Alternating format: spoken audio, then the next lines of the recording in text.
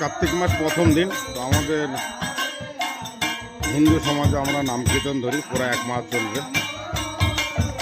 আজ তাই শুরু হলো। আজ